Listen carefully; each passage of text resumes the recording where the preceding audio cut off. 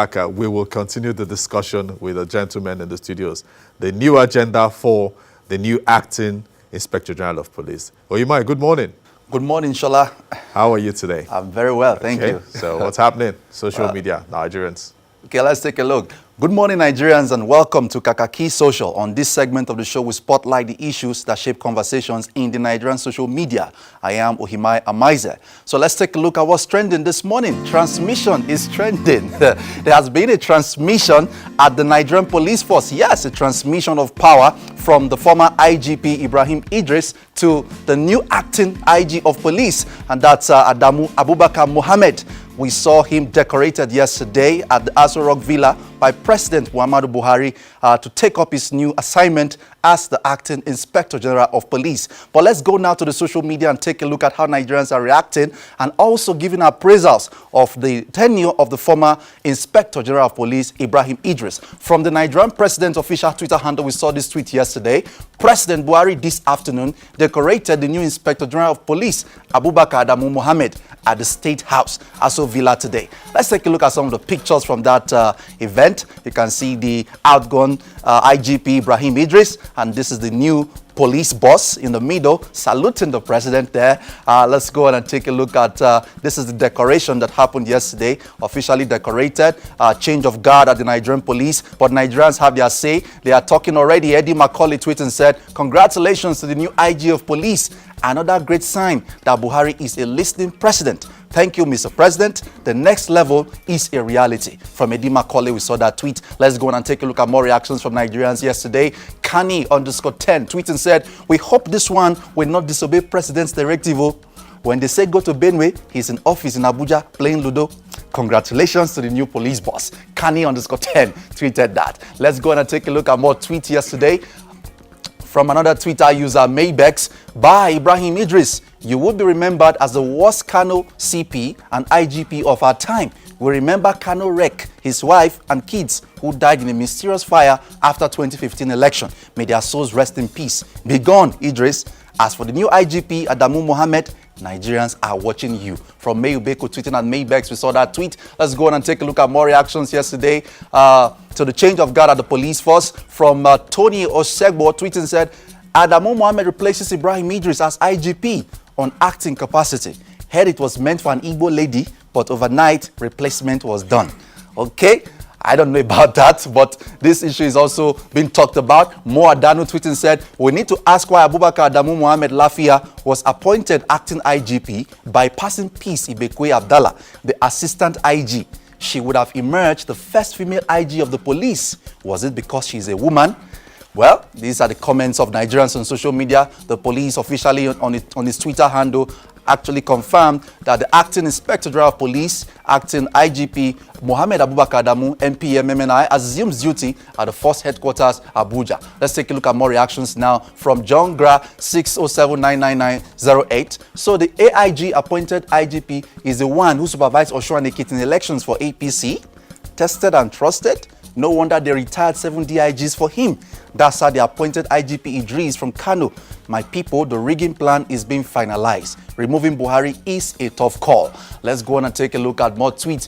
Dr. Charles Omole tweeting at Dr. C. Omole, a security expert, giving an appraisal of what happened during the tenure of the outgone IGP Ibrahim Idris, said the trust quotient of the police with citizens has been decimated under his watch. Through his use of SARS, X-Squad etc., Idris centralized more policing ops than many of his predecessors. He took over cases willy-nilly from local commands and many officers felt undermined. He continued, he said, under his watch, MPF was internationally adjudged as the worst police service in the whole world. That is a first in Nigerian history. Under his watch, the NBS reported that the MPF is the most corrupt government agency in Nigeria. Nigerians giving their views and opinions on the administration of the former IGP of police, Ibrahim Idris, and also welcoming the new IGP. But talking about SARS, you know, the SARS and SARS movement, of course, which was driven by Sega Owosanya, who you see on the screen, was a movement that was really critical in the youth space. On social media, it was talked a lot about until it forced the Nigerian government to take an action about that issue. when we saw the vice president then as acting president giving a directive that the then IGP of police should overhaul and reform SARS. So, but Sega Awosonya will be joining us this morning now via Skype to talk about what the emergence of the new IGP of police means for that movement and how much of reforms actually have happened since the acting president then, Yemi Osinbajo, gave that directive for SARS to be reformed.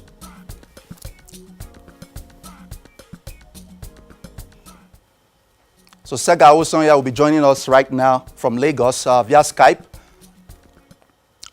Good morning, Sega. How you doing? Yes, the new IG of police, Adamu Mohammed. What does this mean for the End SARS movement? Well, it simply means that we have an opportunity to actually start on a clean slate with someone who is more exposed, who is more educated, somebody who is more enlightened to understand what is at stake, and somebody who I believe, understand properly his career, and then someone who I believe also want to leave a legacy. From the way it is now, the processes that we've been through is simply creating a stopgap, because in actual sense, the reform act is yet to start, because the new Police Act bill is still in process, and until it has been signed into law, the reform has not started. So there was none of these reforms were carried out despite the directive of the acting president then, Yemi Osinbajo, by the former Inspector General of Police? Well, actually, like I said, you remember when that statement came up, we said we have measured optimism, meaning that the vice president, who is a professor of law, will understand that when you want to reform a system, you don't ask the people within the system to reform themselves.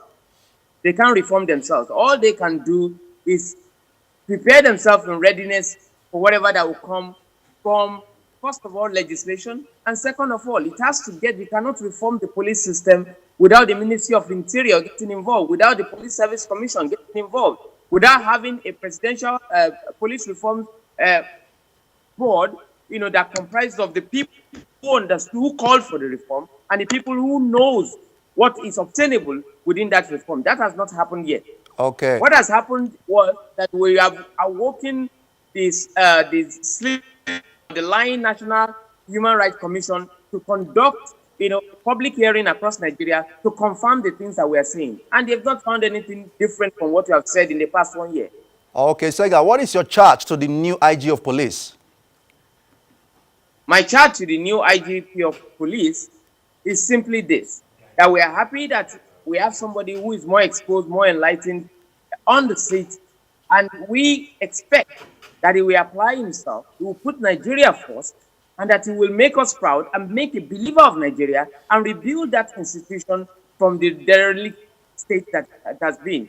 And also, first of all, he should prioritize, he should be in the forefront of the advocacy for the passing of the new police bill, that we ensure that policemen have a secured future, that we ensure that the salaries of policemen are commensurable to the effort that they put in, that we ensure that Nigerian police is not just a place to dump people who are fed up of life, but people who are willing to contribute to nation building and who are willing to uphold law and order and not to be deployed as thugs or politicians.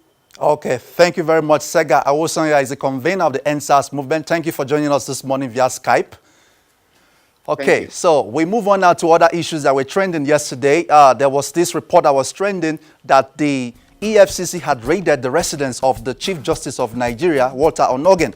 That news broke when a chieftain of the PDP, Femi Fani-Kayode, and also the spokesperson of the Afenifere organization, Yinka Odumakin, raised alarm on social media that this was what was happening, and Nigerians immediately took to the social media to talk about this issue. But the EFCC has denied that report and debunked it, and also a statement from the CJN has also debunked that report.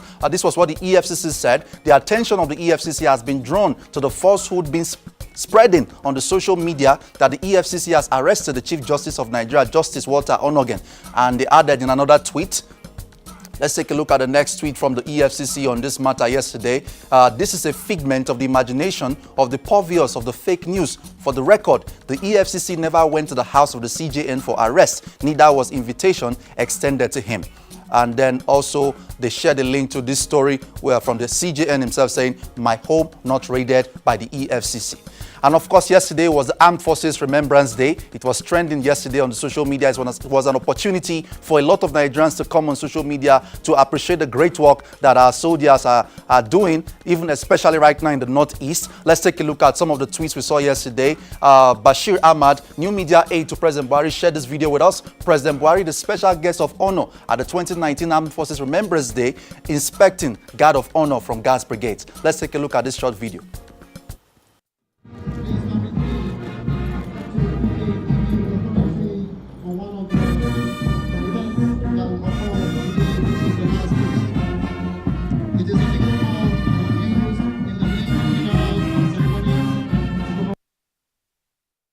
Also from the cable photos, Buhari on organ in warm handshake for fallen soldiers. Let's take a look at that photograph. The CJN and the president having a very warm, friendly handshake yesterday, despite the tension that we have seen with the CCT trial that we saw on Monday. Let's go on and take a look now at how Nigerians are reacting to this development yesterday, the Armed Forces Remembrance Day. Omar official tweeting said, "Warriors are not born, they are made in the Nigerian Army."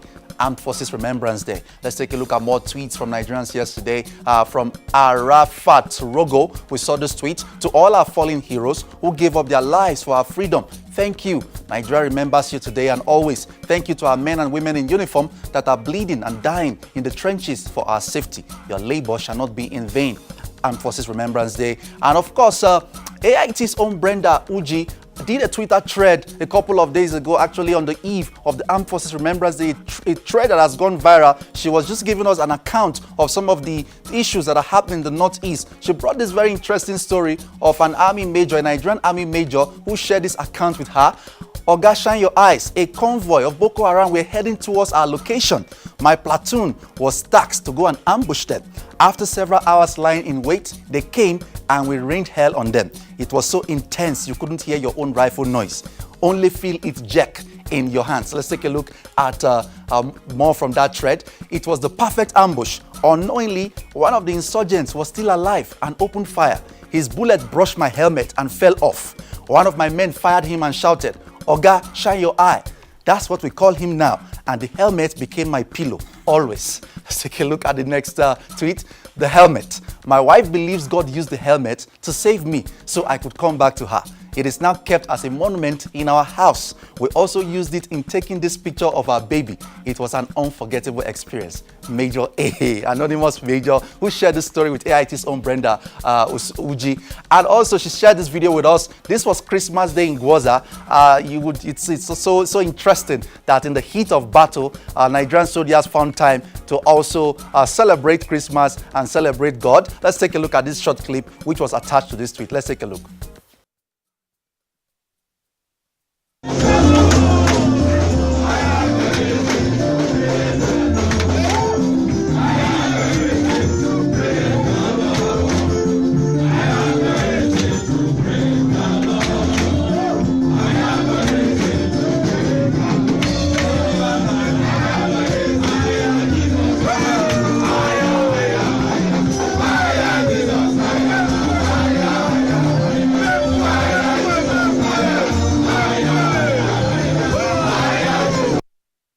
A very, very emotional video for me there, to think that some of them, have lost their lives in this battle to defend the territorial integrity of this country.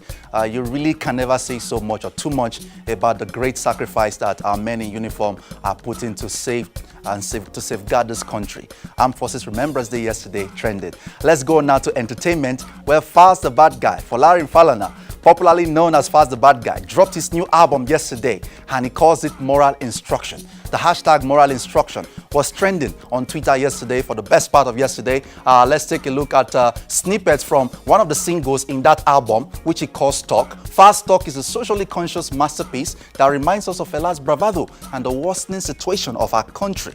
This is pure genius. Let's take a look at this short video, one of the snippets of that Moral Instruction album.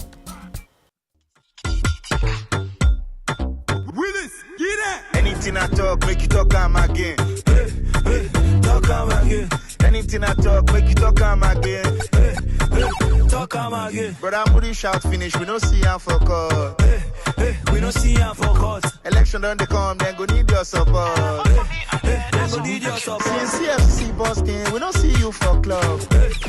We don't see you for club. Now you get legit to work, oh, now wait till you talk. Now wait till you talk. Now you talk amo. Don't be me talk amo. Now you talk amo. Don't be me talk amo. Now you talk amo. Don't be me talk amo. Now you talk amo. Don't be me talk amo. 4 year tenure, 3 year holiday. 3 year holiday. No be me talk amuna fast talk amu 4-year tenure 3-year holiday. Okay, let's go now take a look at comments of Nigerians reacting to that trend yesterday. So I'm literally seated and receiving some moral instruction. 9 songs, a classic, creative and musical direction 100%, Fela inspired, pure African sound, true to his craft of rapping, embodying all the values my father ever taught me. Thank you, Faz, at Faz the Bad Guy. From Chuka and Mary, we saw that tweet. Let's go and take a look at more tweets yesterday. Adiola1232 tweeting said, other guys want to be like Fela by smoking weed and going shirtless. Faz is the only one passing the message. Oh, ye spirit of activism, where art thou? Hashtag moral instruction. And then we saw another tweet from Omolala Ayonfe Ajayi, tweeting at Lola Ajayi. Faz is Faz. Stop calling him Fela. His own light is shining bright enough for his set time and purpose. He is allowed to be influenced and inspired by Fela, but can't we just leave it there? From Lola Ajayi, we saw that tweet from Wale Adetona tweeting at I Slim Fit said, the best way to lend your voice to curb the ill doings in a society is to use your platform judiciously for sane. Faz dedicated an entire album to talk about everything wrong with Nigeria. Now this is how to talk the talk. Hashtag moral instruction. For lovers of socially conscious music, this is certainly a hit. We go on now to DA Awards. Yes, DA Awards again this morning. Yesterday I asked a question on this platform.